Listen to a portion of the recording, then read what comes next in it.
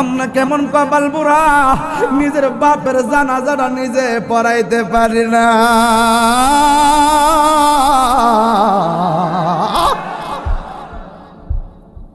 আমরার মতো কপাল বুড়া আর কেউ নাই রে। হে আমার বাবা, মসজিদের মধ্যে একটা খাট আসিনি রে বাবা, ওই খাটটা প্রতিদিন আমরা মসজিদে দেখি, একটা বার ভাবি নাই খাটের মধ্যে আমার কইরা আসল বাড়িতে লয়ে আইব। ওই খাটটা সময় মতো আমার বাড়িতে চলে যাবে, আমার বাড়িতে চতুর্দিকে কাপড় টানাইব, টানাইয়া বড়ই পাতার গরম জল করব। হাই রে কত রঙের পাতা দেখলাম, বাঁশ পাতা, তাল পাতা, কত পাতা দেখলাম, বড়ই পাতার গরম জল দিয়া কেন গোসল দেওয়াই, এই কথা দিয়ে কোনো মৌলবীরা কয় না।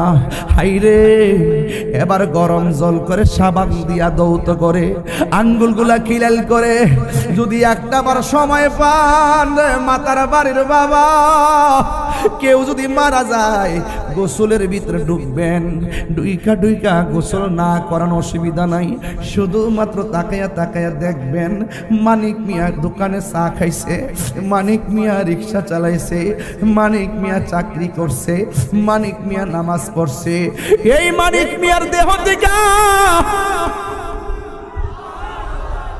রুটা যখন বার হইয়া গেছে গো,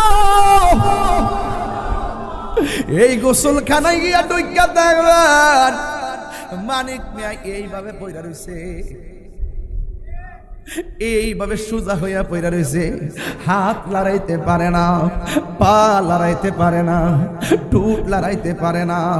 একটা বার গোসলখানা যায় দেখবেন মানুষটা কেমনে তরতাজা হইয়া পয়রা রয়েছে, ডান কাত দিকে বাম হইতে যাইতে পারে না। ও চট্টগ্রামের বাবা, আগ্রাবাদের বাবা, মাতার বাড়ির বাবা, দুনিয়া অহংকারের জায়গা নয়, মইরা গেলে বাজারে বসবেন দেহটার কোনো দাম নাই। ও বন্ধুরে, গরম পানি দিয়া জল করতেছে, বেশি গরম পানি দেয় না, বেশি ঠান্ডা পানিও দেয় না, কত মায়া। এই কথা আমি প্রায় মাহফিলের মধ্যে বলি, বেশি গরম পানি দেয় না, বেশি ঠান্ডা পানিও দেয় না, কত মায়া। আবার জুড়েও টিপ দেয় না, কত মায়া। আবার শোয়াতিকে বসাইয়া পেটের মধ্যে চাপ দিয়া পায়খানা বের হলে টিস্যু দিয়া পরিষ্কার করে, এমনি কাহারো পায়খানার মধ্যে কেউ ধরে না। ওই মুহূর্তে গোসল দেওয়ার সময় মলমূত্র যখন বের হয়, পেটের মধ্যে চাপ দিলে যখন পায়খানা বের হয় টিস্যু দিয়া পরিষ্কার করে দেয়, কত মায়া। মায়া রে মায়া, কত মায়া। এমনি আমরা কাদের মধ্যে বেশি ভার লই না, অথচ লাশটাকে নেওয়ার জন্যে কত মানুষ কাঁধে লইয়া তারে বিদায় দিতে হয়, কাদের মধ্যে অনেক ভার লাগে, কিছু মনে লই না, কত মায়া। মায়া রে মায়া। জানাজার মাঠের মধ্যে লইয়া, জানাজার মাঠের মধ্যে লইয়া, আল্লাহু আকবার, জানাজার মাঠের মধ্যে লইয়া একটা মানুষ লাশের পাশে দাঁড়ায়, দাঁড়ায় কয়, আমার ভাই আপনাদের সঙ্গে চলছে, চলার পথে যদি বলবি আদবি কইরা থাকে আল্লাহর রাস্তায় মাফ কইরা দিবেন। লাশটা এক সেকেন্ড লড়তে পারে না। আমি প্রশ্ন রাখতে চাই যুবক, আমার লাশটার পাশে রাইখা আরেকজনের ক্ষমা চাইব কেন? দুনিয়াতে থাকা অবস্থায় কি আমরা একজন আরেকজনের কাছে মাফ চাইতে পারি না?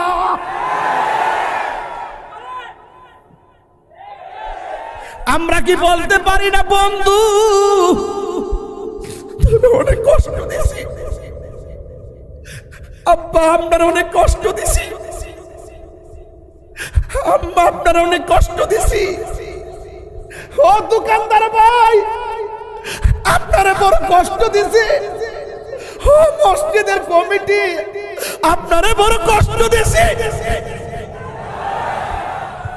বাঁশি বাগানে বা গোরস্থানে হয়তো দিবে কবর, তোমরা আমায় যাবে ভুলে, রাখবে না জানি কোন খবর, পড়বে কি মনে আমার কথা, ফেলবে কি অস্ত্র কোনো দিন হারিয়ে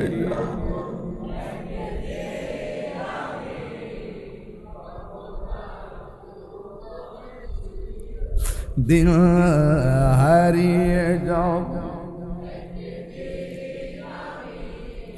রব নাই ভুবন চির, ক্ষমা করে দিও তোমরা আমায়, বলো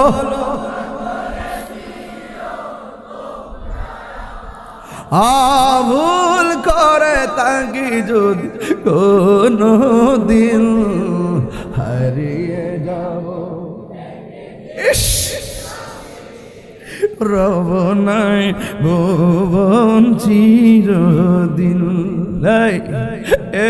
কাদের মধ্যে লাশ নিয়ে গুরুস্থানে যাই রে, দুইজন কবরের নামে কি নামে না, দেশ না রে হাতে দে, কত মায়া কত মায়া, মাটির মধ্যে টাপ মাইরা ফালায় না, ব্যথা লাগবে কত মায়া। আমার নবী আপনার নবী বলেন, মৃত মানুষের সঙ্গে এমন জোর করে প্রহার করা যাবে না যে তারা ব্যথা পাবে। আর আমি কোন দেশে বাস করলাম, কবরের দিকে লাশ তুইলা গায়ের মধ্যে আগুন ধরাইয়া দে, এমন মানুষ সমাজে বাইরিয়া গেছে, কথা বলেন।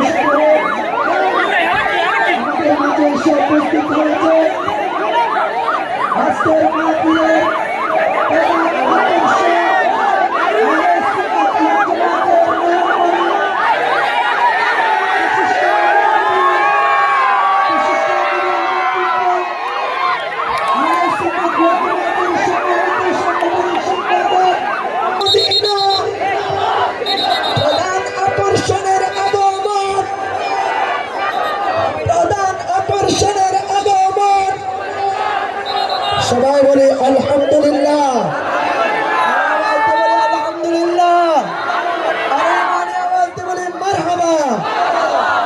পীর একটা মাইকিং করে দিব আবার হয়ে যাবে এটা রহমত দিকে না ভাই কথা কোন ঠিক না রে আর বড় করে ঠিক না বলে আমার জীবন মরণ সাজাবো নাগানি রঙে আমার জীবন মরণ মাদানি রঙে সেই রঙে রঙিন হবে আল্লাহ রাসূল Birampur HD media, the Islamic YouTube channel. Allah রাব্বুল আলামিন বলেন, বান্দারে এই মরণ বড় কঠিন। আল্লাহ বলে, বান্দা তোর ভিতরে প্রাণ ছিল না, ছিলি একটা জড়দেহের মতন। আমি আল্লাহ তোর ভিতরে প্রাণ দিয়েছি, যাওয়ার পরে তুই জীবের মধ্যে অন্তর্ভুক্ত হয়ে গেলি। আপনারা জবান খুলে বলেন, আমাদের নির্জীব শরীরটাকে সজীব বানাইছে কে? প্রাণহীন দেহটারে প্রাণ দিয়েছে কে? আল্লাহ রাব্বুল আলামিন বলেন, কাইফা তাকফুরুনা বিল্লাহি ওয়া কুনতুম আমওয়াতান ফাআহইয়াকুম সুম্মা ইউমীতুকুম সুম্মা ইউহয়ীকুম সুম্মা ইলাইহি তুরজাউন। আল্লাহ রাব্বুল আলামিন বলে, বান্দা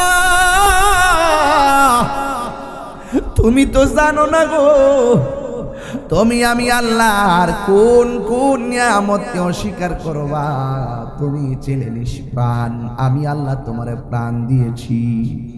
প্রাণ দেওয়ার পরে আগ্রাবাদে কেউ কাউন্সিলর হয়ে গেল, মাতার বাড়িতে কেউ কাউন্সিলর হয়ে গেল, আবার কেউ মন্ত্রী হয়ে গেল, এমপি হয়ে গেল, কেউ তাহিরির মতন বক্তা হয়ে গেল, কেউ বিল্ডিং ঘরের মালিক, কেউ টিনের ঘরের মালিক। আল্লাহ কয়, বান্দা আমি আল্লাহ তোরে প্রাণ দেওয়ার পর তোরে আল্লাহ তোরে আমি সম্পদের মালিক বানাইছি, তোরে আমি আল্লাহ বিভিন্ন পদের মালিক বানাইছি। আমি আল্লাহ তোর সব একটা থাবা মেরে শেষ করে দিব। ওই থাবার নাম হলো মৃত্যু, মৃত্যু, মৃত্যু, মৃত্যু। আল্লাহ বলেন, সুম্মা ইউমীতুকুম, অতঃপর আমি আল্লাহ তোরে মৃত্যু দিয়া সব বাহাদুরি বন্ধ করে দেব। যখন আমার ঘরের সামনে আজরাইল এসে যাবে,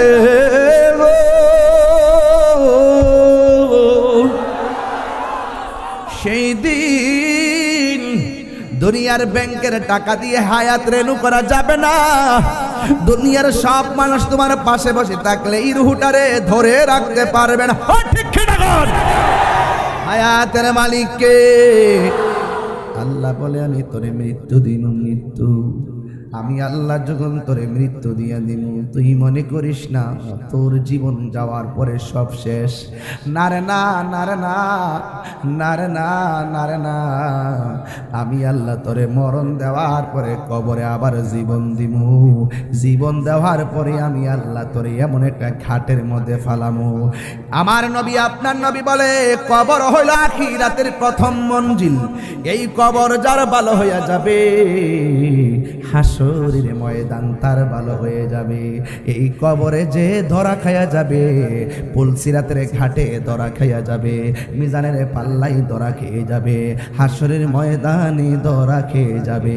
এই কবরটা হলো আখিরাতের প্রথম মঞ্জিল। আমার নবীর একজন সাহাবী, যার নাম হলো উসমান যুন্নুরাইন রাদিয়াল্লাহু তাআলা। উসমান কে চিনেননি?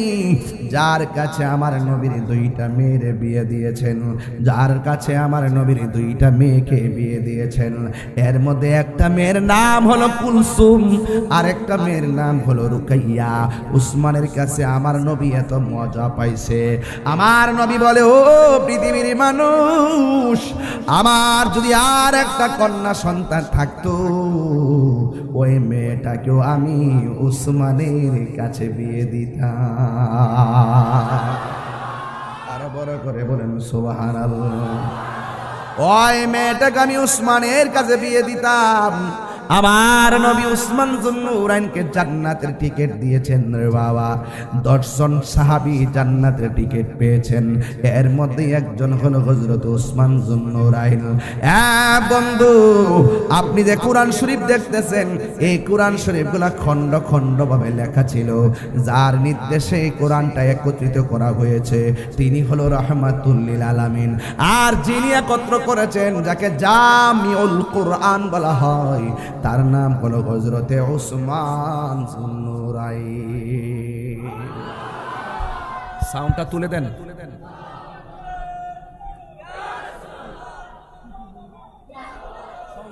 আমার ভাইয়েরা, ও আমার মাতার বাড়ির বাবা, ও আগ্রাবাদের বাবা, হালি শহরের বাবা, অক্সিজেনের বাবা, হায়রে যত জায়গা থেকে আসছেন গো, আপনারা আমার সঙ্গে আওয়াজ দিতে হবে। ওসমান যুন্নুরাইনের পাওয়ার কি কম না বেশি? আরো জোরে বলুন, কম না বেশি? ওই ওসমান যুন্নুরাইন যখন নামাজ পড়ে, নামাজের পরে তার চেহারাটা বড় আনন্দিত দেখা যায়। নামাজের পর তার চেহারাটা বড় আনন্দিত দেখা যায়। নামাজের পর তার চেহারাটা বড় আনন্দিত দেখা যায়। জিহাদের পরে তার চেহারাটা বড় আনন্দিত দেখা যায়। হ্যাঁ বন্ধুরে, এবার একটা জায়গায় গেলে ওসমান চোখের পানি ফালাইয়া ফালাইয়া কান্দে। ওই জায়গার নাম হলো অন্ধকার কবর, অন্ধকার কবর, অন্ধকার কবর। এবার উসমান যুন্নুরাইন রাদিয়াল্লাহু তাআলা আনহুকে প্রশ্ন করে, হে উসমান, সব জায়গায় গেলে আপনি আনন্দ থাকেন, কিন্তু কবরে গেলে আপনি কেন চোখের পানি ফালাইয়া ফালাইয়া কান্দেন? আপনি না জান্নাতের টিকিট ওয়ালা? উসমান যুন্নুরাইন বলে, ও পৃথিবীর মানুষ, যিনি আমার টিকিট দিছে তিনি আবার কায়রা লইয়া যাইতে পারে রে। এই কবর কেমন হবে আমি তো জানি না। আমার নবী বলেছেন এই কবর হলো আখিরাতের প্রথম মঞ্জিল। জোরে জোরে কে আল্লাহু আকবার বলা যাবে না?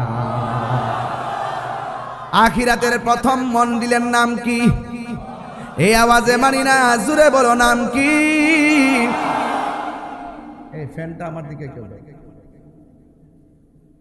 আরেকটু দাঁড়ান, ঠিক আছে। আমার যুবক ভাইয়ারা, কি ভাষায় ওয়াজ করব? একজন জান্নাতের টিকিট প্রাপ্ত ওয়ালা উসমান যদি কবরের কথা চিন্তা করে কান্না করতে পারে, আজকে যারা আপনারা যারা মাতার বাড়ি এসেছেন, চট্টগ্রামের মানুষ, ওই কবরের চিন্তার দরকার আছে না নাই? আর বড় করে বলো, আছে না নাই? আমার নবী বলে, উম্মত, দিনে রাইতে যদি কেউ 20 বার মরণের কথা খেয়াল করে, আল্লাহ রাব্বুল আলামিন তার মরণটাকে শহীদের খাতায় লিখে দিবে। এই জন্য আমার নবী বলে, উম্মত রে, মরণটা কেমন জাননি? জীবন্ত বকরির গায়ে থেকে চামড়া তুললে যত কষ্ট হয়, এর চাইতে বেশি কষ্ট হয় আজরাইল যখন তোমার প্রাণ পাখিটারে ধরব। ও বন্ধু, বন্ধুরে, মরণ যখন তোমারে ধরে, হাড্ডিগুলা টাস টাস করে খুলে যাই, আবার আপনার রক্তগুলা পানি পানি হয়ে যায়। শুধুমাত্র তাই নয়, আপনার রগগুলো টাস টাস করে ছিঁড়ে যায়। এমন বুঝি অবস্থা আমার দাদার বাপের হইছে, এমন বুঝি অবস্থা আমার দাদারও হইছে, এমন বুঝি অবস্থা আমার বাবারও হইছে। এমন অবস্থায় বুঝি আমার আপনার জন্য অপেক্ষা করতেছে। আপনারা জবান খুলে বলেন, হায়াতের মালিককে। আহা, এই জন্য আমার যুবক, আমার নবী, আপনার নবী বলে, উম্মত, আজরাইল যখন তোমার রূহটারে ধরবে, এত অনুরোধ করবা, কিন্তু আজরাইল মানবে না। আজরাইলে বলবে, তোমার কান্নার চাইতে আমার আল্লাহর হুকুমটাই হলো আমার কাছে সব চাইতে বড়। একদিন মাটির ভেতরে হবে ঘরে আমার কেন বান্দ দালান ঘর রে মন আমার কেন বান্দ দালান ঘর প্রাণ পাখি উড়ে যাবে পিঞ্জর ছেড়ে ধরা ধামে সবই রবে তুমি যাবে চলে ঠিক না বন্ধু বান্ধব যত মাতা পিতা তারা শত হয়ে যাবে সবই তোমার পরে মন আমার কেন বান্দ দালান ঘর রে মন আমার কেন বান্দ দালান ঘর একদিন মাটির হবে গরে মন আমার কেন বান্ধ দালান ঘর ঠিক না এ আব্বুরি ও যুবক ভাইয়েরা আমার নবী আপনার নবী রহমাতুল লিল আলামিন বলে গো ইমানদার ঘরে মরণটা কবে সুন্দর। আপনারা বলেন আমরা কি ইমানদার না বেঈমান? আর জোরে বলুন আমরা কি ইমানদার না বেঈমান? ইমানদারের কাছে আজরাইল আসবে, ঘরের দরজার মধ্যে দাঁড়াইব, মাতার বাড়িতে দাঁড়াইয়া দরজায় দাঁড়াইয়া ইমানদার আজরাইলে সালাম দিব। এমন সালাম আমরা চাই কি চাই না?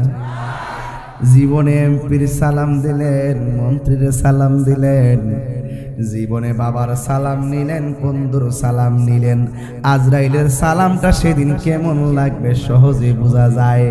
আজরাইল আইসা সালাম দিয়ে কি বলবে? ও আল্লাহর বান্দা, আল্লাহ আমারে পাঠাইছে তোমার রূহটা নেওয়ার জন্য। কি বলো? মাতার বাড়ি ইমানদার বলবে আজরাইল এত দেরি করো কেন? তাড়াতাড়ি লইয়া যাও, আল্লাহর সঙ্গে আর নবীর সঙ্গে দিদারের জন্য মনটা পাগল পাগল হইয়া রইছে। আল্লাহু আকবার।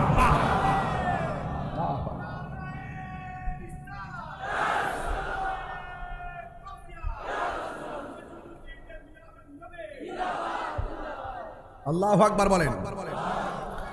আল্লাহ বলে হে বান্দা আমি তোরে বানাইলাম। বানাইছে কেডা? আমরা বানাইছে কে? এখন মরণের ঘাটে গেলে তো বোঝা যাবে দিনটা কেমন যায়। ওই মরণের ঘাটে যাওয়ার আগে আমাদেরকে আল্লাহ চিনার দরকার আছে না নাই?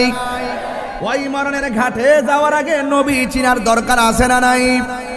যদি নবীর প্রেমে না মইজা দুনিয়ার প্রেমে যদি মরে যান তাইলে কবর বড় কঠিন হয়ে যাবে। এই জন্য আল্লাহ বলে বান্দারে আমি আল্লাহ তোরে মায়া কইরা বানাইছি, তোর চেহারাটাকে আমি আল্লাহ নিজের হাত দিয়া বানাইছি। এই চেহারাটার মধ্যে একটা মুখ লাগাইছি, এই মুখ দিয়ে তোরা আমি আল্লাহর জিকির করবি। আর এই মুখের মধ্যে একটা জিহ্বা দিয়েছি, এই জিহ্বা দিয়ে তোরা আমাকে ডাকবি। আর জিহ্বার মধ্যে কিছু থুতু দিয়েছি, যদি আমি শুকনা রাখতাম তোদের গলা শুকাইয়া মারা যাইতি। ও বন্ধু, আল্লাহ রাব্বুল আলামিন আমার চেহারাটা আপনার চেহারাটা বড় মায়া কইরা বানাইছে। আমার বাম পাশে এক ভাই বসা, ডান পাশে আমার এক বাবা বসা। একজনের চেহারা আরেকজনের সঙ্গে মিলে না, একজনের নাক আরেকজনের নাকের সঙ্গে মিলে না, একজনের চোখ আরেকজনের চোখের সঙ্গে মিলে না, একজনের ঠোঁট আরেকজনের ঠোঁটের সঙ্গে মিলে না। এবার একটু চিন্তা করে দেখেন, আমি তিনজনের কথা বললাম, অথচ এই জায়গার ভিতরে 15-20 হাজার মানুষ পুরুষ মহিলা মিলে, কিন্তু একটাবার খেয়াল করে দেখেন একজনের চেহারা আরেকজনের চেহারার সঙ্গে মিলে না, ঠিক কিনা? আল্লাহ বলে হে আমার বান্দারা, আমি আল্লাহ তোর চেহারার মধ্যে একটা কপাল দিয়েছি, কপাল। তোরা আমি আল্লাহর আল্লাহ পাকের দরবারে কপালটারে নাক করে জমিনে লাগাইয়া আমি আল্লাহর হাজিরা দিবি। তোরা যদি দৈনিক 5 ওয়াক্ত যদি হাজিরা দেস, আমি আল্লাহ তোদেরকে আমার বান্দা থেকে বন্ধু বানাইয়া নিব। ওই রকম হাজিরা যারা দিছে তারা খাজা গরিবে নওয়াজ হয়ে গেছে। কথা বলেন ঠিক কিনা? ওই রকম হাজিরা যারা দিছে গো, এরা গাউসুস সাকালাইন, পীরানে পীর গাউসুস সাকালাইন, কাইয়ুমে জামানি, শেখ সৈয়দ মীর মুহিউদ্দিন, আব্দুল কাদের জিলানী, গিলানী, আল হাসানী ওয়াল হুসাইনি রাদিয়াল্লাহু তাআলা আনহু হয়ে গেছে। কথা বলেন ঠিক কিনা?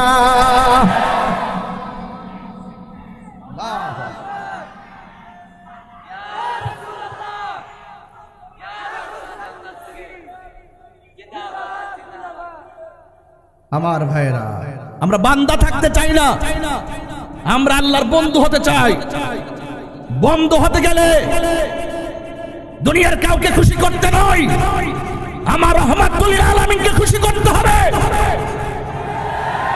নবীজিকে জানের চাইতে বেশি ভালোবাসতে হবে, সন্তানের চাইতে বেশি ভালোবাসতে হবে, মায়ের চাইতে বেশি ভালোবাসতে হবে, বাবার চাইতে বেশি ভালোবাসতে হবে।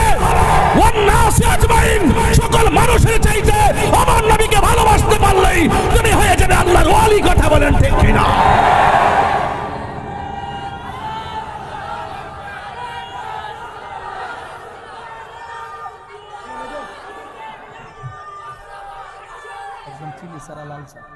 আল্লাহু আকবার জোরে বলেন, আরে বড় করে বলেন আল্লাহু আকবার। সেই নবীর প্রেম আমাদের আছে না নাই? নামাজ পড়বেন পড়ার মতো,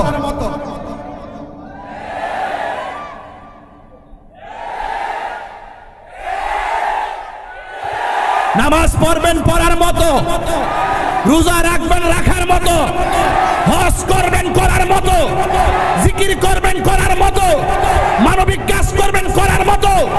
যেখানে লোক দেখানো হবে না, যেখানে লৌকিকতা হবে না, দুনিয়ার কোনো মানুষকে নয়, আল্লাহকে সন্তুষ্ট করতে গিয়ে আমার রবকে সেজদা দিবেন। কথা বলেন ঠিক কিনা? বলেন, আমার রবকে সেজদা দিতে হবে, দেওয়ার মতো দিতে হবে। এই জবান দিয়ে যার জিকির হবে, এই জবান দিয়ে সুদের টাকা ঢুকতে পারে না। এই জবান দিয়ে যার দুরূদ হবে, এই জবান দিয়ে গাঞ্জা খাওয়া চলবে না। এই জবান দিয়ে যার জিকির আওয়াজ হবে, এই জবান দিয়ে গালিগালাজ চলবে না। পাত্তরে বলো ঠিক কিনা? বলো। আপনাদের কি বলছি, আপনাদের কি বলছি, এমন হতে পারে আজকের মাহফিল কাহারো জন্য জীবনের শেষ মাহফিল। আজকের মাহফিল আমাদের জন্য শেষ মাহফিল হতে পারে কি পারে না? আজকে বড় খুশি, আমরা সবাই খুশি। এর চাইতে বেশি খুশি হলো অন্ধকার কবরে যারা শুয়ে আছেন তারা। ঠিক কিনা বলেন? অন্ধকার কবরে যারা শুয়ে আছেন তারা আজকে অনেক খুশি। ইমানদার হওয়া সহজ, ইমানদার হওয়া সহজ। ইমানদার হয় কারা? আমার রাসূল বলেন, আলা আলা ঈমান আল ঈমান লা মুহাব্বাত আলা। যার অন্তরে আমি নবীর মহব্বত নাই তার ঈমান নাই। যার ঈমান নাই তার নামাজের দাম নাই। যার ঈমান নাই তার রোজার দাম নাই। যার ঈমান নাই তার হজের দাম নাই। ঈমান আছে তো আল্লাহ আছে। আল্লাহ বলতেছেন, বন্ধু আপনাকে ভালোবাসলেই আমি আল্লাহকে ভালোবাসা হয়ে যাবে। সুতরাং আল্লাহ মানা নবী মানা নয়, নবী মানলেই আল্লাহ মানা হয়। কথা বলেন ঠিক না বেঠে? আমরা সুন্নিরা যারা নবী নবী করি, জশ্নে জুলুস পালন করি, এরা আমাদেরকে বেদাতের ফতোয়া দেয়।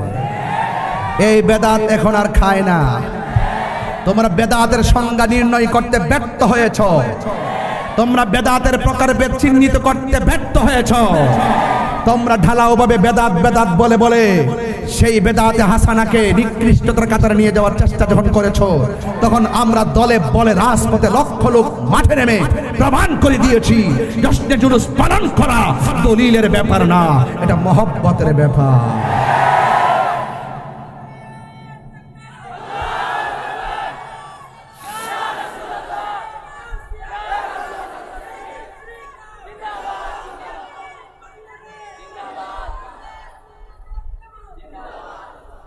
আল্লাহু আকবার জোরে বলেন। তাহলে ইমানের দাম কম না বেশি? ইমানদারের সাথে কি মাটি খারাপ ব্যবহার করবে? এই বাবুরা করবে? আমার বাবারা এটা করবে? ইমানদারের সাথে কি মাটি খারাপ ব্যবহার করবে? ইমানদারের সাথে আজরাইলও খারাপ ব্যবহার করবে না। ইমানদারের সামনে, ইমানদারের সাথে কিয়ামতের আলামত যখন শুরু হবে, সেই ভয়াবহ তাণ্ডব ইমানদারকে গ্রাস করবে না। বুঝতে পেরেছেন? এর জান মালের জিম্মাদার আল্লাহ নিয়েছেন জান্নাতের বিনিময়ে। কিসের বিনিময়ে? জান্নাতের বিনিময়ে। এই জন্য রাসূল বলেন ইমানদারের সামনে এসে, আচ্ছা বাবারা আমি যেভাবে চিল্লাই আপনারা কি রাগ করেন? আবার যদি বলেন শব্দ দূষণ তাহলে একটু কমাই দিব, কারণ আমার বাড়ির থেকেও বইলা দিয়ে ওয়াজ মাহফিল বেশি চিল্লায়েন না। এই চিল্লান যে কোন সময় গড়ে সুর করেন আল্লাহ জানে। আমি বলছি আর এটা কি তা কো না কো, মাঠ হইলে হাজার হাজার লোক, গড় হইলে তুমি একলা। আমি কি একটা মানুষের উপরে কি তা জুলুম করতে পারি? ওই আসে মারা হাজার এখন। হ্যাঁ আরেকটা বাড়াইতাম, তুই আয়স না, আয়া দেওয়াস না, গরমে কথা কন কত কঠিন। আল্লাহ একবার জোরে কন না। মনে হচ্ছে ওয়াজটা বুঝি অত সহজ বুঝি। বাবা ধারাবাহিক ভাবে চালাই যাচ্ছে মাইক দেয়া, একটা মাইকিং করলে গলা বাস হয়ে জায়গা। এটা আল্লাহর রহমত দিকে না ফারি, কথা কন ঠিক না বেটে? আরে বড় করে ঠিক কিনা বলেন?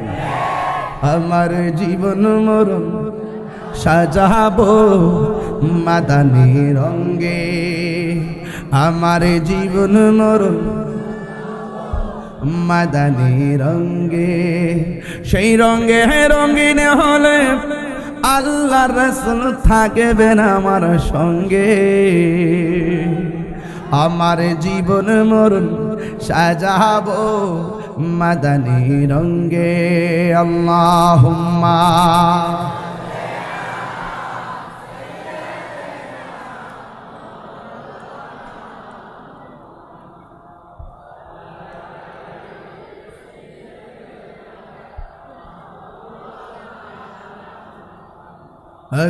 লা ইলাহা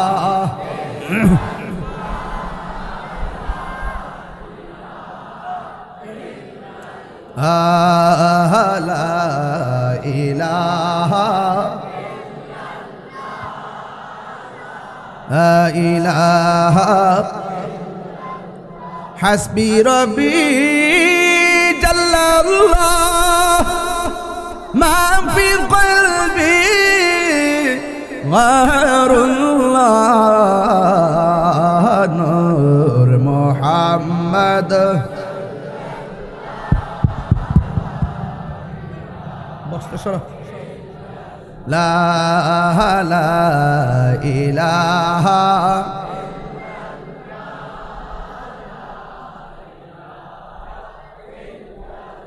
একটা জবান বন্ধ রাখবেন না, মোহব্বতে মায়ার সুরে বলো সুবহানাল্লাহ।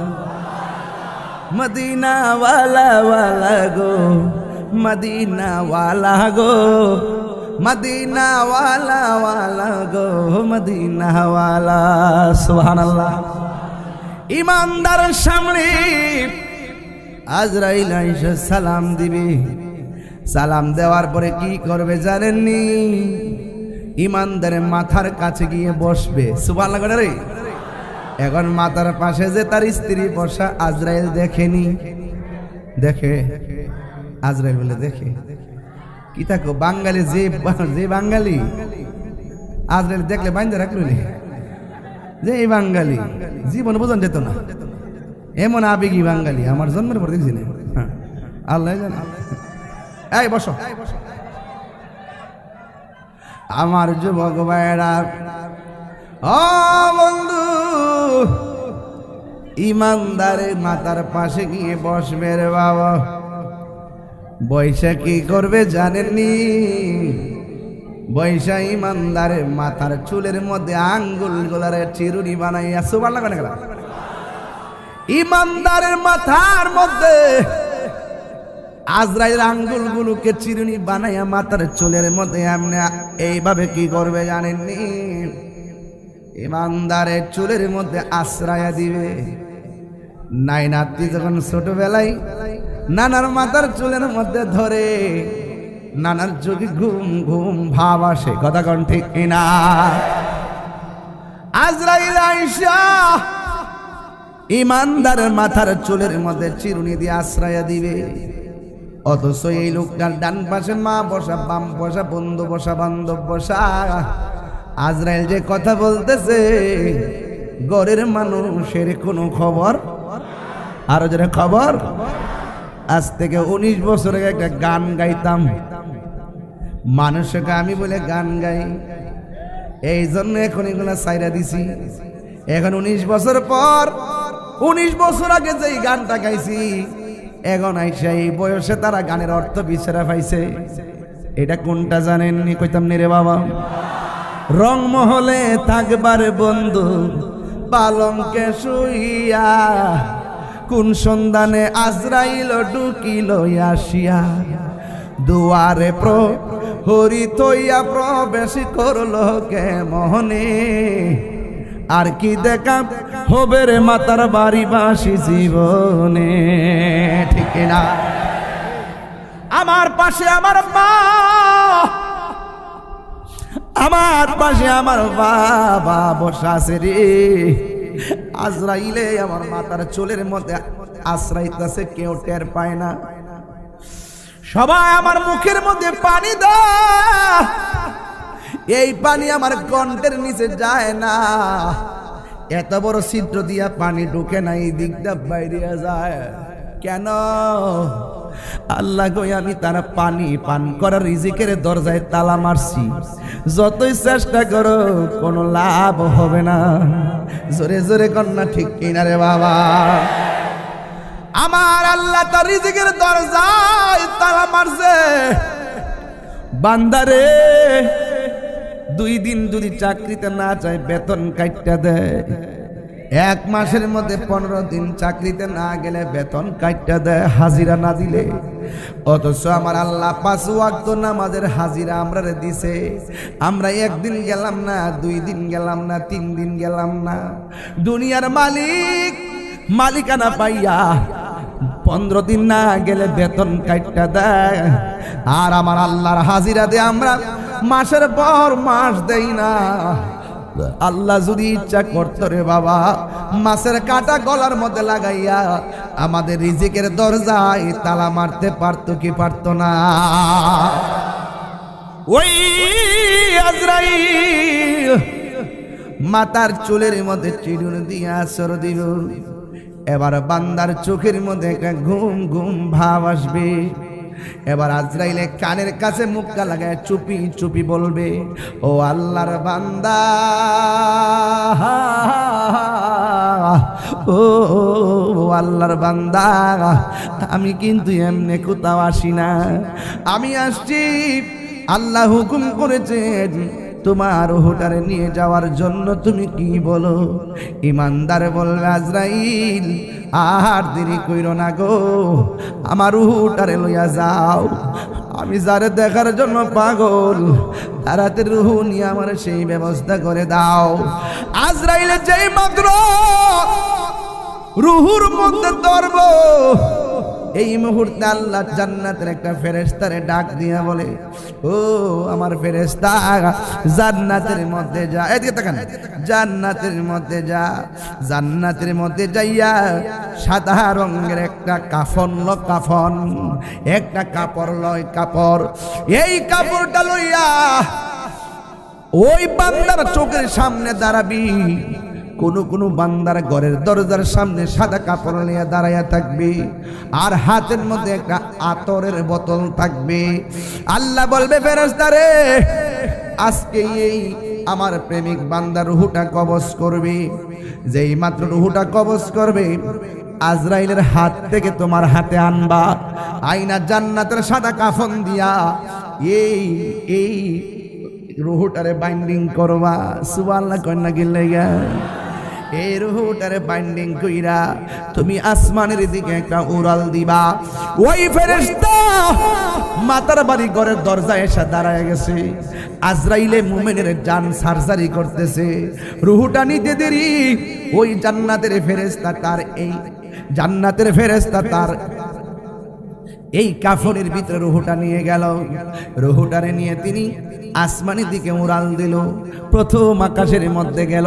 ইয়া আইয়াতুহান নাফসুল মুতমাইন্নাহ ইরজিই ইলা রাব্বিকি রাদিয়াতাম মারদিয়াহ ফাদখুলি ফি ইবাদি ওয়াদখুলি জান্নাতি।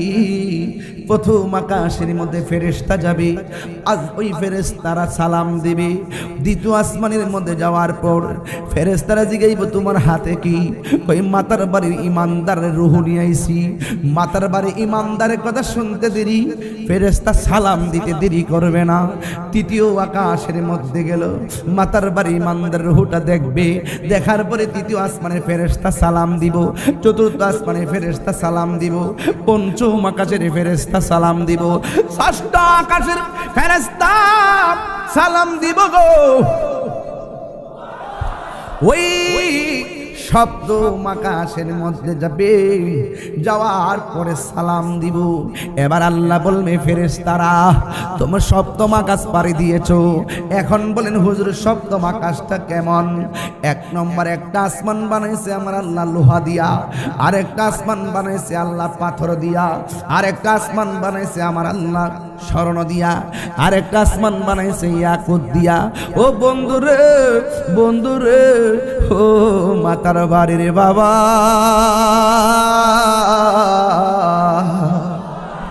এবার সপ্তম আকাশে যখন আজরাইল ওই ফেরেশতা যাবে, আল্লাহ ডাক দিয়া বলবে ফেরেশতারা রে আর সামনে যাইস না। আমি আল্লাহ ইমানদারের রূহটারে রাখার জন্যে আমি আল্লাহ একটা বাড়ি বানাইছি, বাড়ি বানাইছি, বাড়ি বানাইছি। ইমানদারের জিম্মাদারিত্ব কার?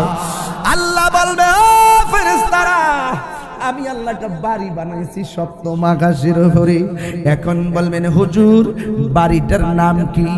বাড়িটার নাম হলো ইল্লিন। কোরআনের মধ্যে ইল্লিন আর সিজ্জিন আছে না নাই? বাড়িটার নাম হলো ইল্লিন।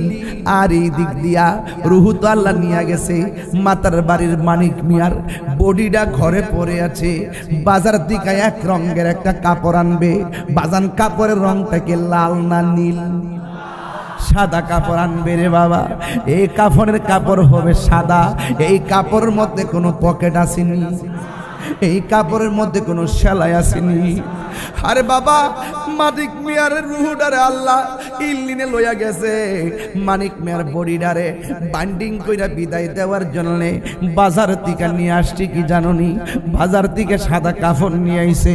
পুরুষের কাপড় হলো 3টা, মহিলার কাপড় হলো 5টা। পুরুষের কাপড় কেন 3টা, মহিলার কাপড় কেন 5টা? এই কথা দি কোনো মৌলবীরা কয় না। ও বন্ধুরে বন্ধুরে, ও বাবা, এবার ইমানদারের রুহটা নিয়ে গেল বডিটারে বাইন্ডিং করার জন্য। কাফনের কাপড় চলে আসলো। আমরা এমন কপাল পোড়া, লাশের গোসল কেমনে দিব মুসলমান হইয়া শিখলাম না। আমরা এমন কপাল পোড়া, কাফনের কাপড়টা কেমনে কাটমু, নিজের জীবনের মাপ কত মাপ নিলাম, কিন্তু কাফনের কাপড়ের মাপ আর কাটিংটা শিখলাম না। আমরা কেমন কপাল পোড়া, নিজের বাপের জানাজাটা নিজে পড়াইতে পারি না।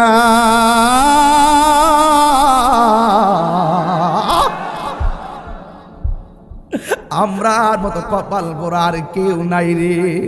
হে আমার বাবা, মসজিদের মধ্যে একটা খাট আসিনি রে বাবা। ওই খাটটা প্রতিদিন আমরা মসজিদে দেখি, একটা বার ভাবি নাই খাটের মধ্যে আমার কইরা আসল বাড়িতে লই আইব। ওই খাটটা সময় মতো আমার বাড়িতে চলে যাবে। আমার বাড়িতে চতুর্দিকে কাপড় টানাইব, টানাইয়া বড়ই পাতার গরম জল করব। হাইরে কত রঙের পাতা দেখলাম, বাঁশ পাতা, তাল পাতা, কত পাতা দেখলাম, বড়ই পাতার গরম জল দিয়া কেন গোসল দেওয়াই, এই কথা দিয়ে কোনো মৌলবীরা কয় না। হাইরে এবার গরম জল করে সাবান দিয়া দৌত করে আঙ্গুলগুলা খিলাল করে, যদি একটা বার সময় পান মাতার বাড়ির বাবা, কেউ যদি মারা যায় গোসলের ভিতরে ঢুকবেন, ডুইকা ডুইকা গোসল না করানো অসুবিধা নাই, শুধুমাত্র তাকায়া তাকায়া দেখবেন মানিক মিয়া দোকানে চা খাইছে, মানিক মিয়া রিক্সা চালাইছে, মানিক মিয়া চাকরি করছে, মানিক মিয়া নামাজ পড়ছে, এই মানিক মিয়ার দেহ থেকে রুটা যখন বার হইয়া গেছে গো, এই গোসলখানায় গিয়া ডুইকা দেখবেন মানিক মিয়া এইভাবে পয়রা রইছে, এইভাবে সোজা হইয়া পয়রা রইছে, হাত লড়াইতে পারে না, পা লড়াইতে পারে না, টুট লড়াইতে পারে না। একটা বার গোসলখানা যায় দেখবেন মানুষটা কেমনে তরতাজা হইয়া পয়রা রইছে, ডান কাত দিকে বাম হইতে যাইতে পারে না। ও চট্টগ্রামের বাবা, আগ্রাবাদের বাবা, মাতার বাড়ির বাবা, দুনিয়া অহংকারের জায়গা নয়, মইরা গেলে বাজারে বসবেন দেহটার কোনো দাম নাই। ও বন্ধুরে, গরম পানি দিয়া জল করতেছে, বেশি গরম পানি দেয় না, বেশি ঠান্ডা পানিও দেয় না, কত মায়া। এই কথা আমি প্রায় মাহফিলের মধ্যে বলি, বেশি গরম পানি দেয় না, বেশি ঠান্ডা পানিও দেয় না, কত মায়া। আবার জুড়েও টিপ দেয় না, কত মায়া। আবার শোয়াতিকে বসাইয়া পেটের মধ্যে চাপ দিয়া পায়খানা বের হলে টিস্যু দিয়া পরিষ্কার করে, এমনি কাহারো পায়খানার মধ্যে কেউ ধরে না। ওই মুহূর্তে গোসল দেওয়ার সময় মলমূত্র যখন বের হয়, পেটের মধ্যে চাপ দিলে যখন পায়খানা বের হয় টিস্যু দিয়া পরিষ্কার করে দেয়, কত মায়া। মায়া রে মায়া, কত মায়া। এমনি আমরা কাদের মধ্যে বেশি ভার লই না, অথচ লাশটাকে নেওয়ার জন্যে কত মানুষ কাঁধে লইয়া তারে বিদায় দিতে হয়। কাদের মধ্যে অনেক ভার লাগে, কিছু মনে লই না, কত মায়া। মায়া রে মায়া। জানাজার মাঠের মধ্যে লইয়া, জানাজার মাঠের মধ্যে লইয়া, আল্লাহু আকবার, জানাজার মাঠের মধ্যে লইয়া একটা মানুষ লাশের পাশে দাঁড়ায়, দাঁড়ায় কয়, আমার ভাই আপনাদের সঙ্গে চলছে, চলার পথে যদি বলবি আদবি কইরা থাকে আল্লাহর রাস্তে মাফ কইরা দিবেন। লাশটা এক সেকেন্ড লড়তে পারে না। আমি প্রশ্ন রাখতে চাই, যুবক, আমার লাশটার পাশে রাইখা আরেকজনের ক্ষমা চাইব কেন? দুনিয়াতে থাকা অবস্থায় কি আমরা একজন আরেকজনের কাছে মাফ চাইতে পারি না?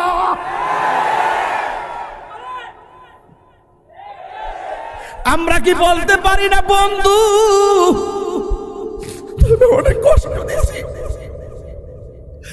আব্বা আপনারা অনেক কষ্ট দিছি,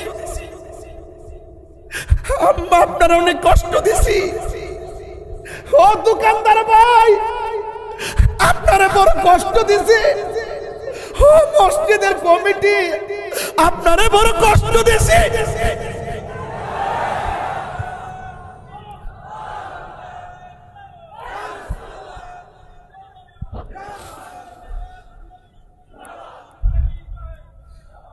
আমরা কি বলতে পারি না ভাই রে, ও ভাই হারিয়ে যাব একদিন আমি, রব নাই ভুবন চিরদিন, হারিয়ে যাব একদিন, রব নাই ভুবন চিরদিন। ক্ষমা করে দিও তোমরা আমায়, বলো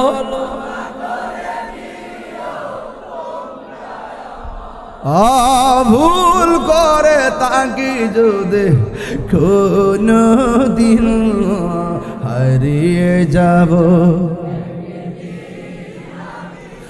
আর নাই ভুবন চিরদিন। বাঁশি বাগানে বাঁশের আছে, এই বাঁশজার আছে, বাঁশি বাগানে বা গুরুস্থানে হয়তো দিবে মোরে খবর।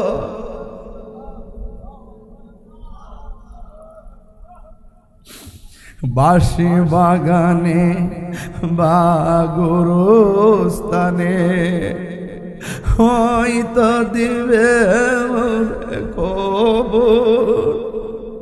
তোমরা আমায় যাবে ভুলে, রাখবে না জানি কোন খবর।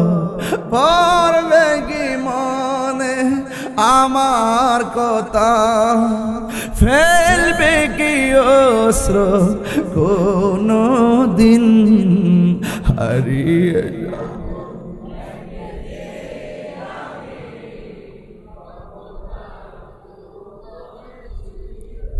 দিন হারিয়ে যাও।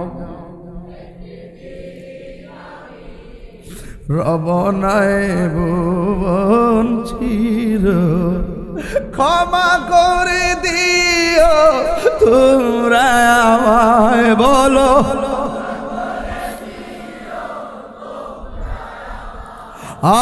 ভুল করে তাকে যদি কোনো দিন হারিয়ে যাব।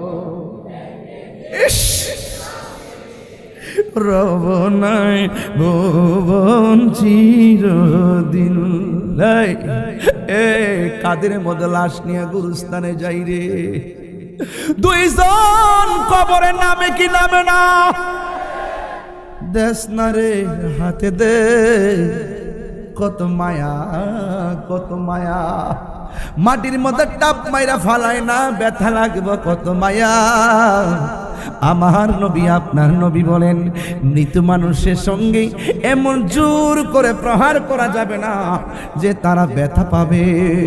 আর আমি কোন দেশে বাস করলাম, কবরের দিকে লাশ তুইল্লা গায়ের মধ্যে আগুন ধরাইয়া দে, এমন মানুষ সমাজে বাইরিয়া গেছে। কথা বলেন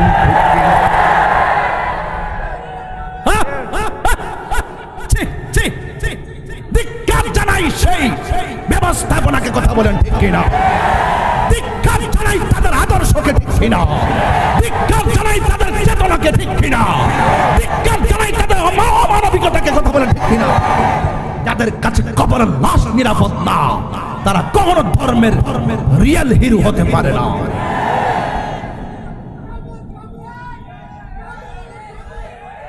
কথা বলুন। মুসলমান ইতিহাসটারে কলঙ্কিত করে দিলি, শেষ করে দিলি।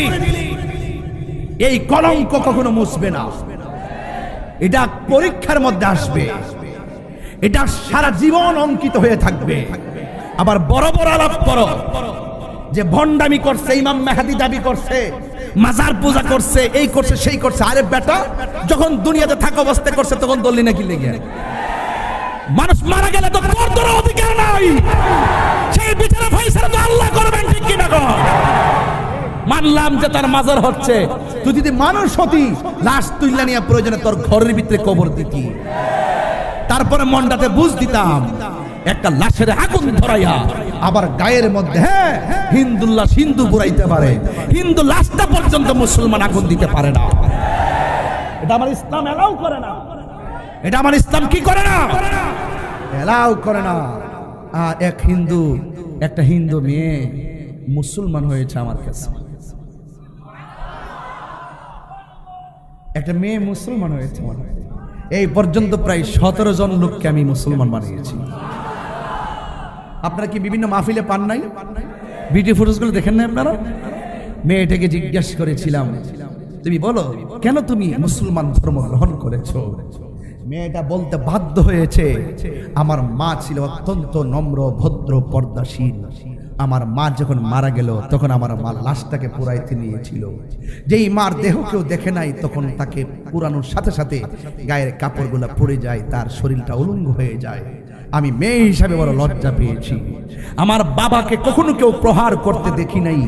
আমার বাবার লাশটা যখন পোড়ানো হয়েছে, পা গুলো বাঁকা করে দিয়ে লাঠি দিয়ে বাইরানো শুরু করেছে, তখন আমি রাতের বেলা একটু চিন্তা করলাম, একদিন তো হয়তো আমাকেও এভাবে পড়বে, আমিও একদিন উলঙ্গ হয়ে যাব, আমার দেহ সবাই দেখবে, এভাবে আমাকে আঘাত করবে না। ঠিক আছে, একটু চিন্তা করলাম। হঠাৎ করে ভাবলাম, মুসলমান মারা গেলে কত সুন্দর করে গোসল দেয়, কত সুন্দর করে কাফন দেয়, কবরে নামানোর সময় কত মায়া। এই শেষ বিদায়ের চিত্রটা আমাকে ইসলাম ধর্মের প্রতি দুর্বল করে ফেলেছে। খবর নিয়ে দেখেন, খবর নিয়ে দেখেন, এমন কোন দিন নাই, রাত নাই বিধর্মীরা কালিমা পড়ে মুসলমান হচ্ছে না। আমরা কি কাউকে জোর করি? জোর করে ধর্মান্তরিত করা কি জায়েজ আছে? লা ইকরাহা ফিদ্দীন, ধর্মের মধ্যে কোনো জোর জবরদস্তি। আপনার কাজ হলো আপনার আদর্শের কথা প্রেজেন্টেশন করা। দেখবেন কেউ যদি আপনার প্রেজেন্টেশনটা গ্রহণ করে, আলহামদুলিল্লাহ। কথা বলেন ঠিক কিনা বলেন? এই জন্য আমার যুবক, আমি বলছিলাম দুইজন কবরে নামে কি নামে না? এই এলাকায় কি গুরুস্থান আছে? যারা গেছে তারা কি আর ফিরে আইছে? কেউ আসে না, কেউ আসে না, কেউ আসবে না। ও আপনার যারা যারা বসছেন বন্ধু বান্ধব মিলাই মিলাই বসছেন না? আপনার খুব বন্ধু আজকে ময়রা দেখেন ডান্ডাদার মাঠ থেকে দৌড় মারে, কয় ক্রিকেট খেলা আছে বন্ধু।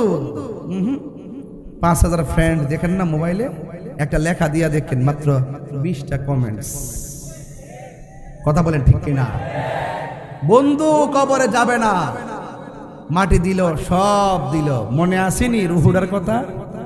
কথা কন, মনে আসেনি? আমি না মানিক মেয়ের রুহু ইল্লিনের কেলাম, মানিক মেয়ের বডিটারে কাফন দিবার লাগিয়া মাতার বাড়ি থেকে কিনে মাতার বাড়ি থেকে কিনে আনলাম কাফনের কাপড়, সাদা না কালা? পকেট আসেনি? হ্যাঁ নাই, সেলি আসেনি? নাই, বান্ডিং করে লয়ে যেতেছি, কবরে ঢুকাই দিলাম, বাঁশগুলা বিছাই দিলাম, চাটিগুলা দিলাম। মিনহা খলাকনাকুম ওয়া ফিহা নুঈদুকুম ওয়া মিনহা নুখরিজুকুম তারাতান উখরা বলে বলে মাটি দিয়ে দিলাম। 40 কদম হেঁটে আসলাম। আসতে আসতে আল্লাহ কয়, এ ফেরেশতারা, আমার প্রেমিক তো পরীক্ষার হলে গেছে, ইল্লিন থেকে রুহুটা নিয়ে তার ভিতরে ঢুকাই দিও, আমার প্রেমিকের পরীক্ষা হবে, পরীক্ষা। জোরে না সুবহানাল্লাহ গান। রুহুটা যেই মাত্র ভিতরে দিয়া দিবে তখন ইমানদার এমনি চাই যাবে, কিরে কই আইলাম? ইমানদারে কে মাশাআল্লাহ, এতদিনে না আসল বাড়িতে আইলাম, এতদিনে না শান্তির বাড়িতে আইলাম। কই আসলাম রে? দুনিয়া, দুনিয়া সিজনুল মুমিনিন, দুনিয়াটা মুমিনের জন্য হলো জেলখানা। কথা কোন ঠিক কিনা? কবরে যাওয়ার ইমানদার কি ভাব লইব? এমনি দুইজন ফেরেশতা ঢুকবে, সুবহানাল্লাহ কইতেন না? ঢুইকা বলবে, ভাই বসো, উঠায়া বসাবে, বলবে মার রব্বুকা, বলবে রব্বি আল্লাহ, ওয়া মা দীনুকা, তোমার দিন কি? বলবে দীনি আল ইসলাম।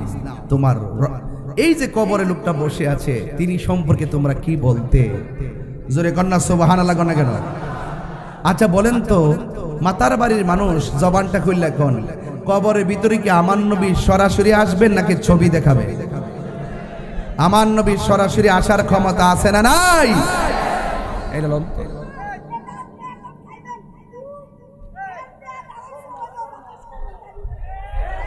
থাক থাক থাক থাক থাক।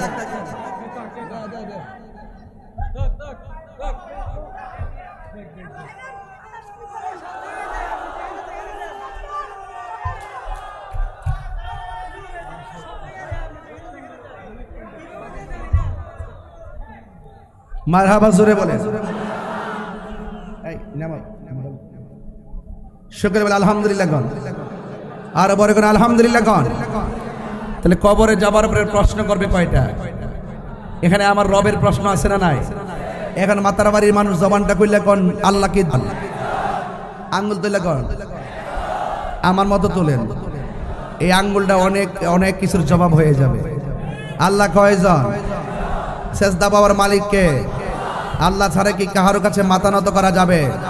আজকে যারা আমাদেরকে ওয়াজে বাধা দেয় তারা প্রশাসনকে কি বোঝায় জানেন? কইতা মাজার পূজারি, তাহিরি মাজার পূজারি, তাহিরি ভণ্ড, এ আসতে পারবে না, হে গান গায়। তো আমি এখানে ক্লিয়ার করছি, প্রশাসনের কানে পৌঁছাই দিচ্ছি, আল্লাহ কয়জন? সেজদা পাওয়ার মালিককে। মাথা নত করবো কার কাছে? আমরা কি মাজার গিয়া সেজদা করি?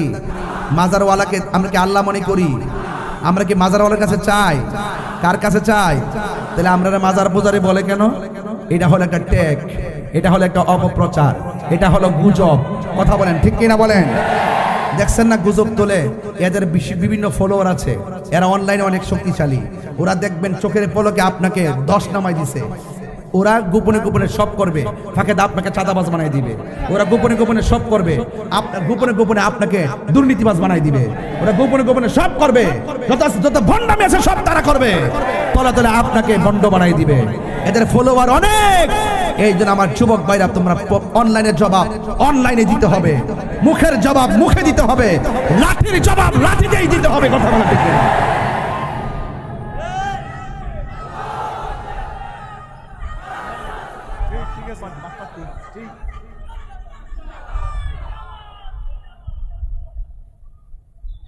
কষ্ট দিয়ে ফেলছি আপনাদেরকে, আমি কিন্তু কাউকে ছাড় দিব না। আমি এত ফ্রেশ কথা বলতেছি, এরপর আমাকে ট্যাগ লাগায়। আমি কি কোনো সময় সায়া সুবির গান গাইছি? হিন্দি গান গাইছি? ব্যান্ডের গান গাইছি? আধুনিক গান গাইছি? আমি নবীর শান গাইছি, শানের সামার তালে তালে জিকির করছি। সামা গাওয়া জায়েজ, জিকির করা জায়েজ, দুরূদ পড়া জায়েজ, নবীর শান গাওয়া জায়েজ। আতিউল্লাহ ওয়া আতিউর রাসূল ওয়া উলিল আমরি মিনকুম। আল্লাহর আনুগত্য, নবীর অনুসরণ, আউলিয়া কেরামের অনুকরণ, এই তিনটার কথা তো আল্লাহই কোরআনে বলেছেন। কথা বলেন ঠিক না বেঠে? ভাত খাস, ভাত খাস, ভাতের লগে সানুন খাস না, তরকারি খাস না? আমি ভাত খেয়ে নি, তারপরে কথা বলবো। কি রে, পানি খাস না? সব কথা কি বলতে হয়? সব কথা বলতে হয়। এই জন্য আমি এখন শান গাওয়া কমাই দিছি। লাস্টে শুধু একটা শান দিয়ে বুঝাই দিছি, আমারই শান সুর ছন্দ, যদিও লাগে কারো মন্দ। নবীর শান সুর ছন্দ, যদিও লাগে কারো মন্দ। যদিও লেগে যায় দ্বন্দ্ব, যদিও লেগে যায় দ্বন্দ্ব, আমারই শান আমার সুর, সবই যে নবীজির জন্যে, সবই যে নবীজির জন্যে। কবরে কি নবী না ছবি? ছবি। কারো কারো কারো ওট ওট ওট ওট ওট ওট ওট ওট। কবরে কি নবী না ছবি? হ্যাঁ, তোমার কোকিল গায়। কবরে কি নবী না ছবি? নবী। বাহ, পাস করছে। ও, এটা চট্টগ্রামের মানুষ তো, এগুলো আশিকের রাসূল। কথা কন ঠিক কিনা? মদিনা বালার দেশ। আস্তে আস্তে, এটি ফরে কমো, ফরে ফরে এর ঠিক করে। এই বাবা, এই আর সিলেস না, বল। এই যে বাতাস করতেছে, বাতাস করতে, বসো বসো। আর দুষ্টামি করিস না পাগলে, পাগলা দুষ্টামি করিস না। আচ্ছা বহ। আল্লাহু আকবার জোরে কর। বাবা জান, আমি যে একটু ডানে বামে যাই, আপনারা কি রাগ করেন? আমি ডানে বামে যাই কেন? সবটা আমার বয়সের লেভেলের মানুষ বেশি, এই জন্য তাদের মাধুরীতে মিশে আমি কথা বলতেছি। এই তরুণ যোদ্ধা যদি আমার সাথে থাকে, ইনশাআল্লাহ 24 ঘন্টার ভিতরে আমরা মাদক 24 কিলোমিটার মাটির নিচে ঢুকাই দিতে পারবো। পারবো কিনা বলেন? আরো যারা পারবো কিনা? এখন সবাই মিললে আকীদা ঠিক করেন। কেন বলতেছি? কারণ আছে। এত বড় দাড়ি নিয়া মাথার মধ্যে এমনি রুমাল দে, শাইখ।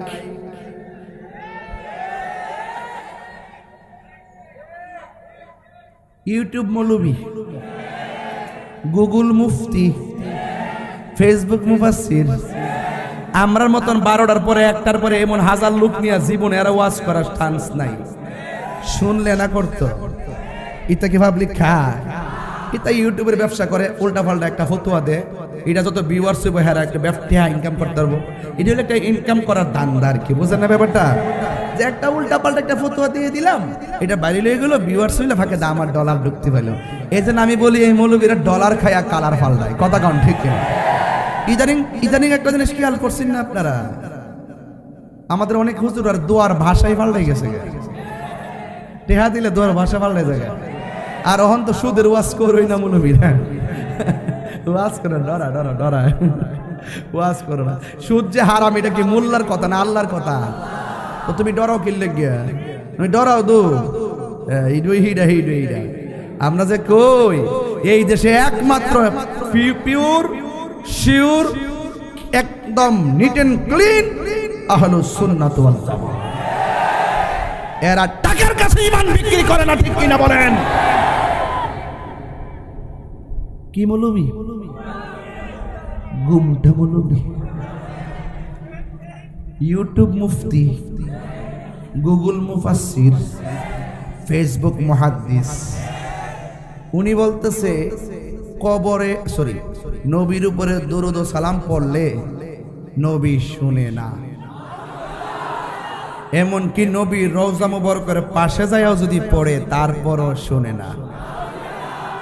এরপর কি বলে জানেন? কয় কবরের ভিতরে নবী আসার কোনো ক্ষমতা নাই। এখন আপনারা মাতার বাড়ির মানুষ বলেন কবরে কি নবী না ছবি? এই বিশ্বাস আপনাদের আসেনি? কার কার আছে দুই হাত তুলে দেখেন না কেন? এই বিশ্বাস আমাদের আছে কিনা বলুন?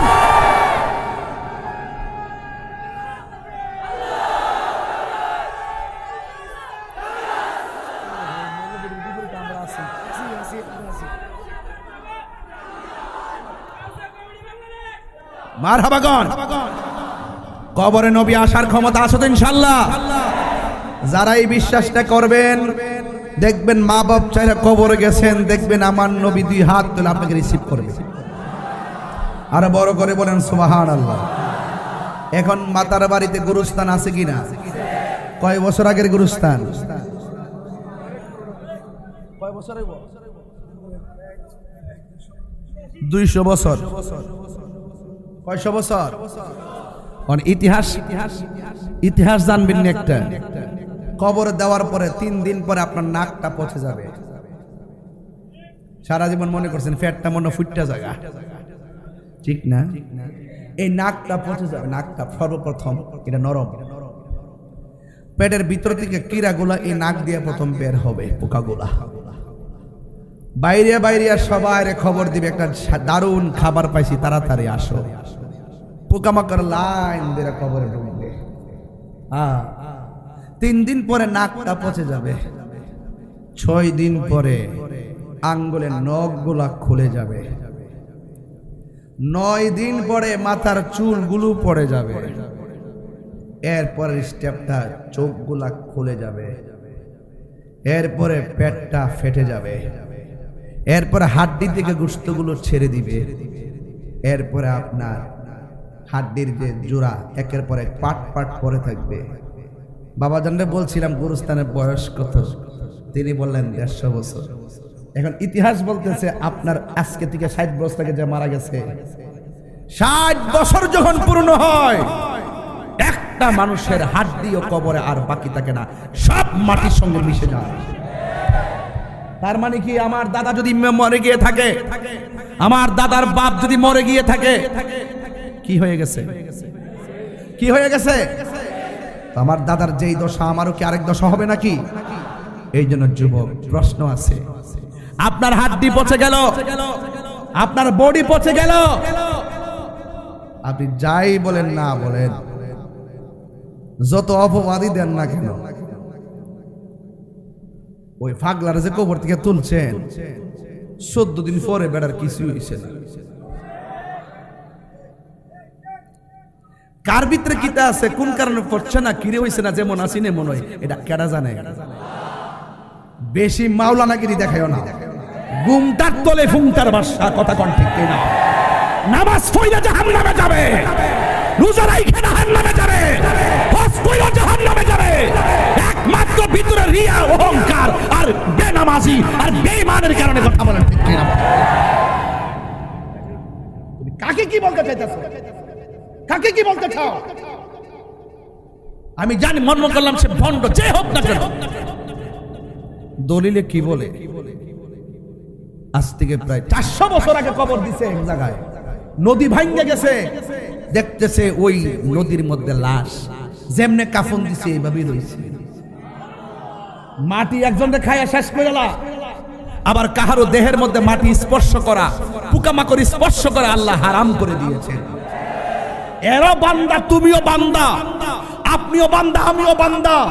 তো আপনি বান্দা কবরে যাওয়ার পরে পচে গেলেন, আর ওই বান্দা এখনো 750 বছর পরও ওই কবরে জিন্দা কিভাবে? তার দেহের মধ্যে পচন ধরে নেই কেন? তিনি বলছেন, আমার জীবনটাকে মোস্তফার কদমে কুরবান করে দিয়েছি। একটা হলো বান্দা আর একটা হলো বন্ধু। বান্দা আর বন্ধু এক জিনিস। এবার আসেন দলিলে কি বলে। দলিলে কি বলে? এই কবরে 100 বছর, 500 বছর, 1000 বছর মানুষ পড়ে থাকবে। এমন একটা সময় আসবে যেই সময়ের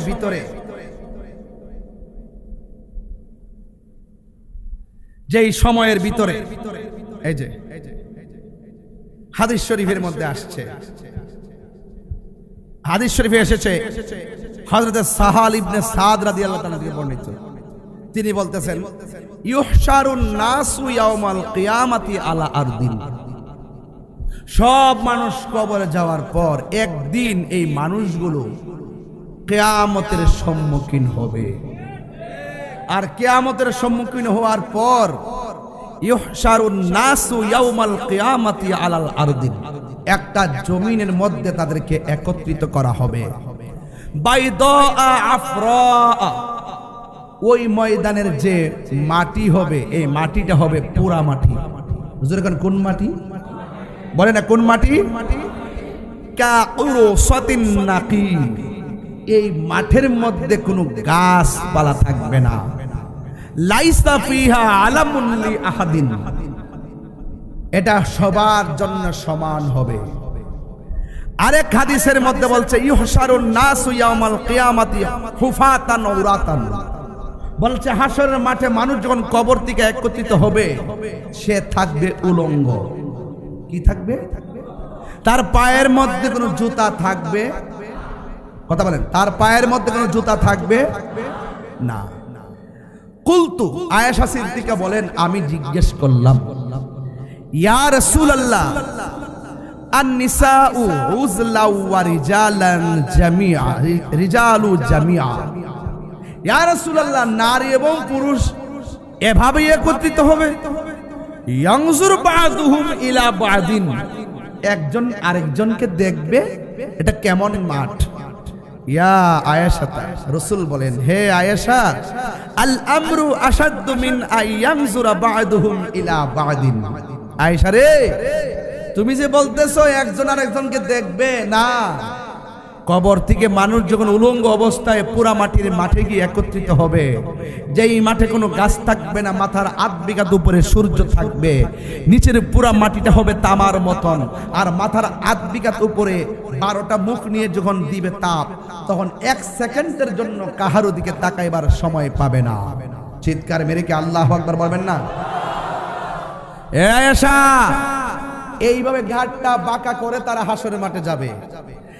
একজন আর একজনকে দেখার কোনো সুযোগ পাবে না। আয়েশা বলেন, ইয়া রাসূলুল্লাহ, বড় কঠিন মাঠ হবে গো।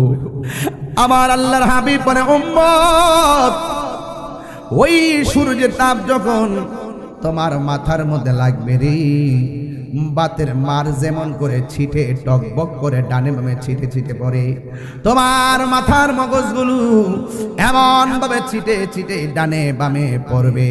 সেই দিন মা সন্তানকে পরিচয় দিবে না, সন্তান মাকে পরিচয় দিবে না।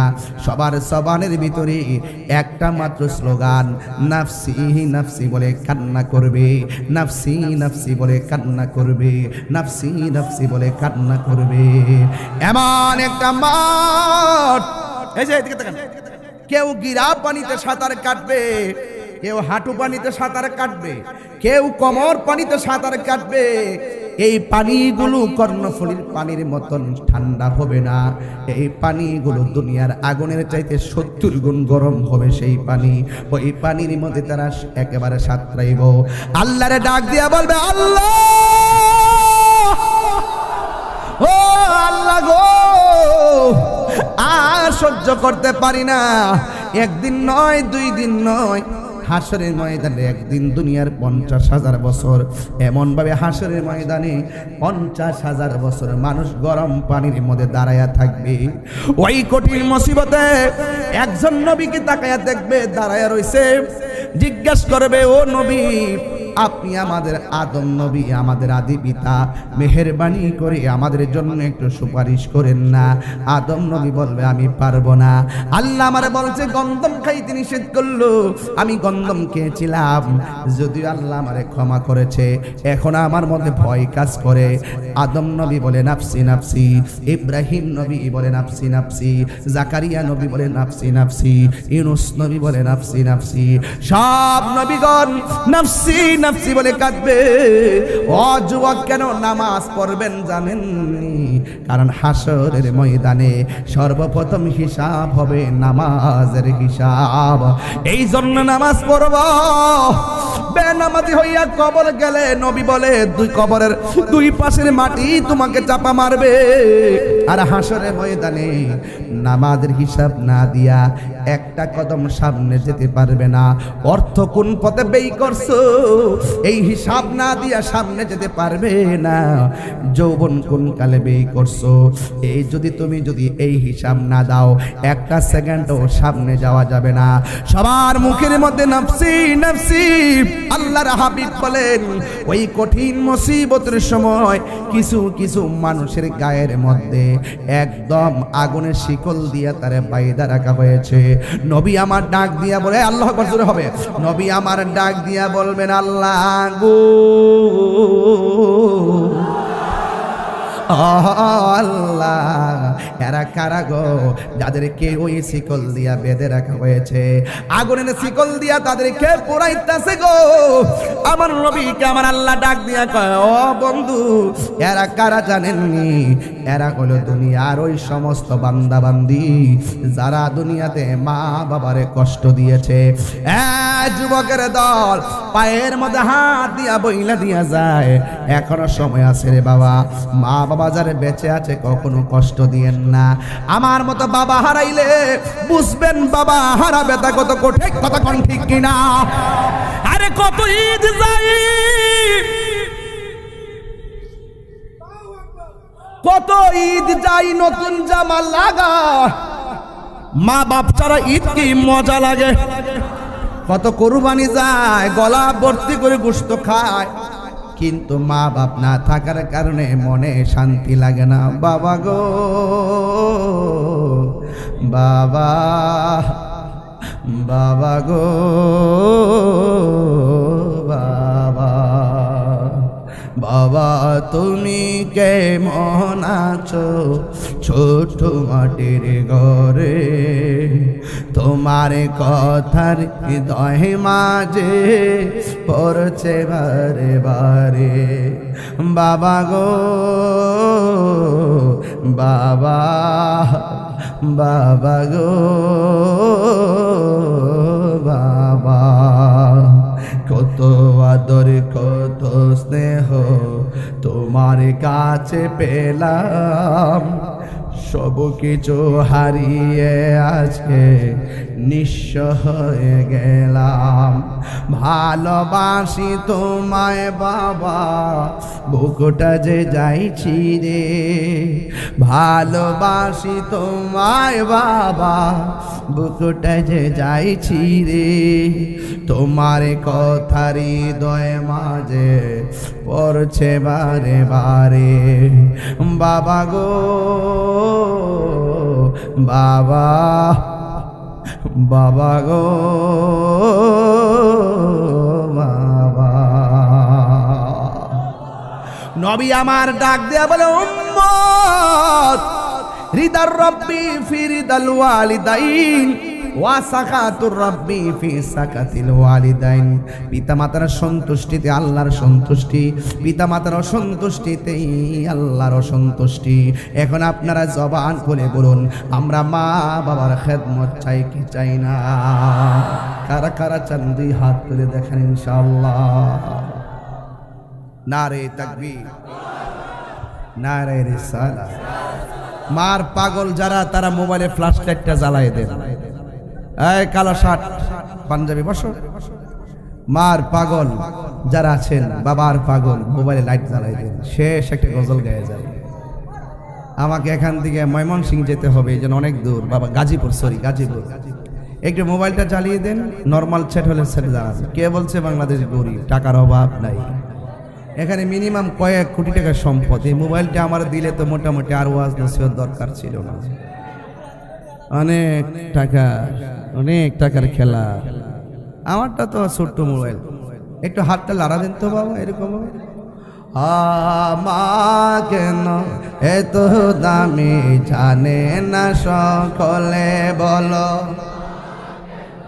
এত দামি জানে না সকলে।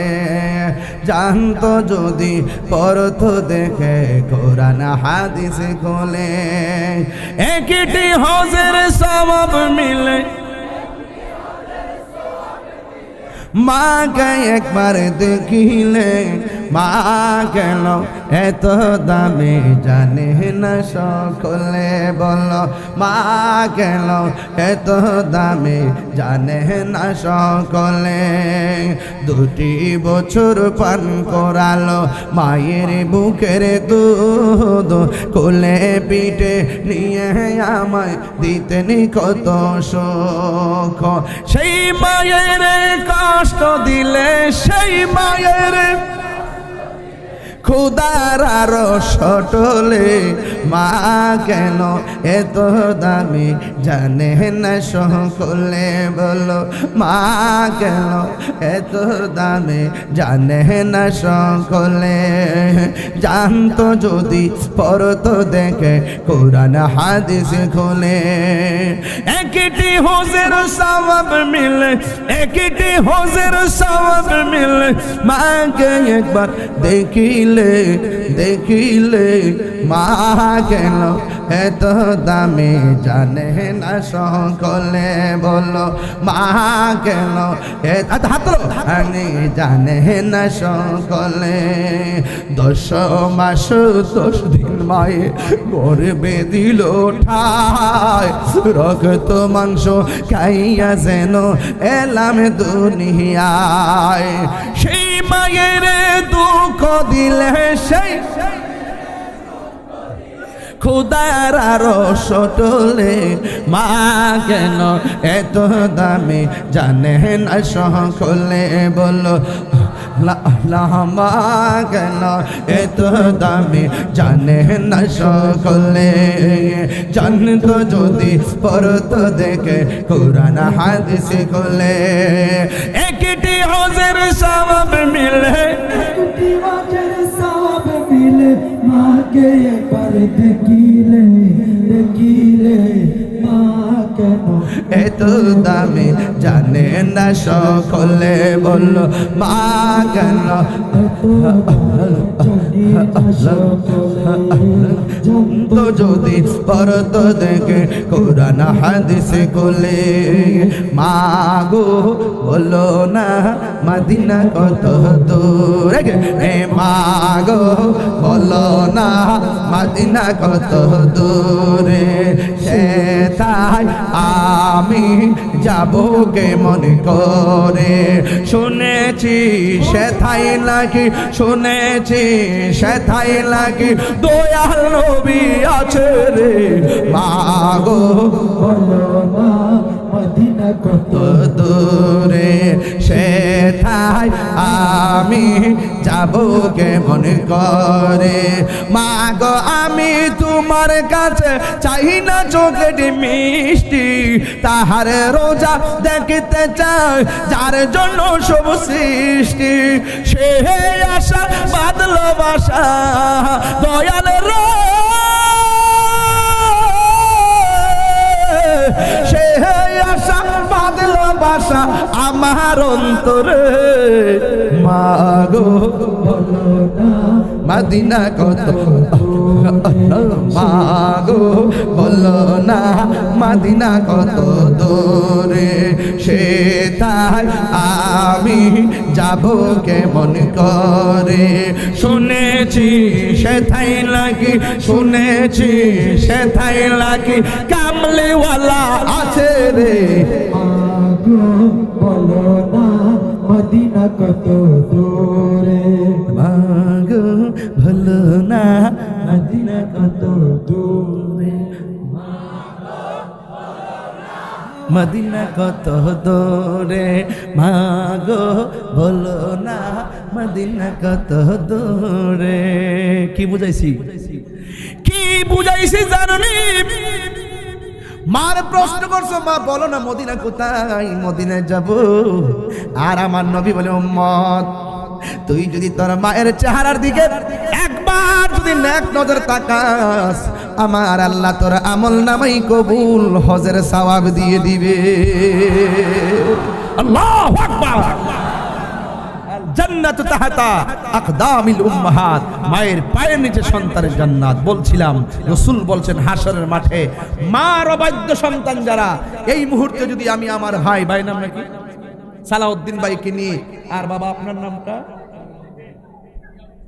জয়নাল আবেদিন বাজানকে নিয়ে এই মুহূর্তে যদি আমি বাতার বাড়ি ঘরে ঘরে যাই দেখবেন 70% নালিশ আমাদের কাছে আসবে সালাউদ্দিন ভাইয়ের কাছে আসবে জয়নাল সাহেবের কাছে আসবে আমার কাছে আয়েশা বলবে হুজুর ওয়াজ তো করেন আমার সন্তান তো আপনার সামনে বসেই ওয়াজ শুনে কিন্তু আমার সন্তান আমার সঙ্গে ভালো ব্যবহার করে না 70% ঘরের ভিতরে সন্তান যারা মা সম্মান পায় না 70 কেন 90% ওই সন্তানের পরিবারের দ্বারা সন্তানের বউয়ের দ্বারা তার মা ভালো আচরণ পায় না কথা বলেন ঠিক না চুল পরিমাণ মূল্যায়ন করে না যেই শাশুড়ি যেই মা মনে করেছিল সন্তানকে বিয়ে করানোর পর আমাকে আমার ছেলের বউ আমাকে উজুর পানি বানিয়ে দিবে আজকে খবর নিয়ে দেখলাম উজুর পানি বানাইবো দূরের কথা পয়সা খাওয়ার পানি দেন জামাটি আতা হোক আর না হোক এমন একটা সাপ দিব 5,000 টাকার শাড়ি কিনে দিলে চলতো না 20,000 টাকার শাড়ি কিনে দিতে হবে আবার যদি জামাই যদি আলাদা কিনে নিয়ে আসে গালটা ফুলে রাখবো আমার পছন্দ হইছে না জামার যেমন আয় স্ত্রী এটা চিন্তা করতে দিব না আমার জামাই যতটুকু বেতন পায় 20,000 বেতন পায় ছেলে মেয়ে আছে সংসার আছে মা বাবা আছে সব 20,000 বেতনই পায় এখন শাড়ি যদি মার্কেটিংটা দিকে এবার কিন্তু 50,000 লাগবো ঈদের আগে একটা বাড়ি মারে এবার কিন্তু আমার 50,000 টাকা নিচে হইতো না এগুলো করবেন না স্বামী যদি একটা 300 টাকার শাড়ি কিনা দেয় মনে রাখবেন এটা 3 লক্ষ টাকার শাড়ি ঠিক কিনা বলুন আরো জোরে বলুন আর বোর মার্কেট করতে যাঠি হই সব মার্কেট করে কিন্তু মার কেনাকাটার মনে থাকে না কাম্মা আমার মনে নাই আব্বা কয় পুত্রে মন লাগতো না পাঞ্জাবি যেটা সেটা নতুন ওই বালিশের নিচে দিয়া সকালে আয়রন কইরা ফইরা জাগায় ঠিক না বাজান বিদেশ থেকে সন্তান আইলে সর্বপ্রথম মা তার চেহারার ফাইল তাকায় আর বউ তাকায় হাতের দিকে কয়টা ব্যাগ আনছে বউ কোনদিন মাতো নার বউ আফন ও আবলুসন মানে আবুল হোসেন যদি আবার এখানে আবুল হোসেন থাকে মনে কষ্ট পাইব তো এর লাগে আবুল হোসেন কইছি আর কি বউ কোনদিন মাতো নার বউ আফন ও আবলুসন বউ কোনদিন মাতো নার বউ আফন বউ তোরে ভালোবাসিব নিউ মার্কেট থেকে লাল শাড়ি কিনা দিবি যতক্ষণ না দিলে ও